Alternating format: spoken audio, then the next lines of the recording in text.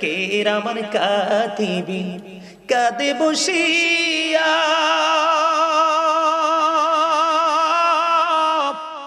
সকল কর্ম লিখিতেছে হুকুমনিয়া আল্লাহর হুকুমনিয়া 40 কদম হাটিয়া আসিবেরি স্বজন মুনকারে নাকির হাজির